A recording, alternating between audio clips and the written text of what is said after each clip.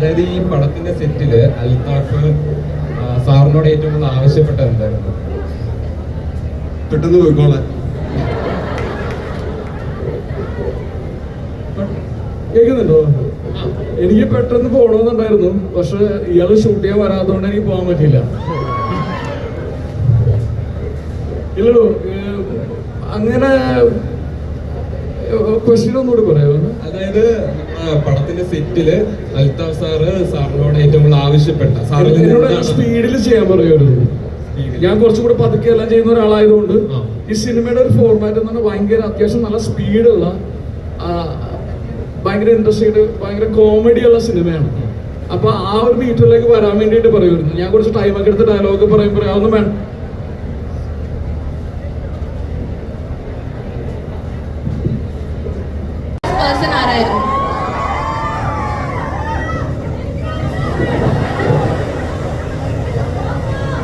ഇത് ഞാൻ ഈ പറയുന്ന പോലെ നിങ്ങളുടെ മുമ്പിൽ ഒരു കാര്യം കൂടി പറയണമെന്നുള്ള ആഗ്രഹത്തിൽ ഇപ്പൊ താൻ ആഡ് ചെയ്തു. ഇത് ആക്ച്വലി ഭയങ്കര ക്രേസി ഫിലിമാണ്. ഈ അൽത്താഫ് ഒരു യൂണിവേഴ്സ് ക്രിയേറ്റ് ചെയ്തേക്കാണ്. അതില് ഭയങ്കര സോബറായിട്ട് ആരുമില്ല, എല്ലാവരും ക്രേസിയാണ്. അതിന്റെ വകഭേദങ്ങളാണ്. എനിക്ക് തോന്നുന്നു ആക്ച്വലി ലാൽ സാറാണ് നമ്മുടെ അച്ഛൻ, ഞാൻ മൂത്ത മകൻ, ഫഹദ് ഇളയ മകൻ, പിന്നെ കല്യാണി ഫഹദിന്റെ ലവർ, അങ്ങനെയൊക്കെയാണ്. എനിക്ക് തോന്നുന്നു ഓൾമോസ്റ്റ് എല്ലാവരും ക്രേസിയസ്റ്റ് ആണ്. പിന്നെ നമ്മുടെ ഫാമിലിയിൽ നമ്മൾ മൂന്നുപേര് കുറച്ച് കൂടുതൽ ക്രേസിയാണെന്ന് തോന്നുന്നു. ഹലോ, അഭിനേട്ട ഒരു ബിഗ് സൂപ്പർ സ്റ്റാർ, ഒരു പാൻ ഇന്ത്യൻ സ്റ്റാർ ആയ ആദ്യം എന്ത് ചെയ്യും?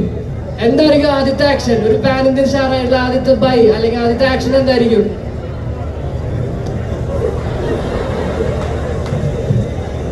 ക്ലിയർ ആയോ? ഒരു ഇന്ത്യൻ സ്റ്റാറിന് അങ്ങനെ ഒന്നും ചെയ്യാനൊന്നും പറ്റില്ല. പുള്ളിക്കാരെ സിനിമ ചെയ്യാൻ പറ്റും. എന്നാലും എന്താ എനിക്ക് ആദ്യമായിട്ട് മേടിക്കാം അല്ലെങ്കിൽ ഒരു ആഗ്രഹം എങ്ങനെയാണ്? എനിക്ക് അങ്ങനെ ഭയങ്കര മെറ്റീരിയലിസ്റ്റിക് കോൺസ് ഇല്ല. ഈ റോൾസ് റോയ്സോ ബംഗ്ലാവ് അത് പ്രയോറിറ്റി അല്ല. എനിക്ക് ആകെ ഇപ്പൊ ഫഹദൊക്കെ ചെയ്യുന്ന പോലെ അല്ലെങ്കിൽ അത്ര നല്ല ക്യാരക്ടേഴ്സ് കുറച്ചും കൂടി വലിയ സ്കെയിലില് കുറച്ചും കൂടി അധികം ഓഡിയൻസിലേക്ക് എത്തുന്ന പോലത്തെ സിനിമകളൊക്കെ ചെയ്യാന്നുള്ളൂ. വേറെ ഒന്നും വേണ്ട. ഓക്കെ.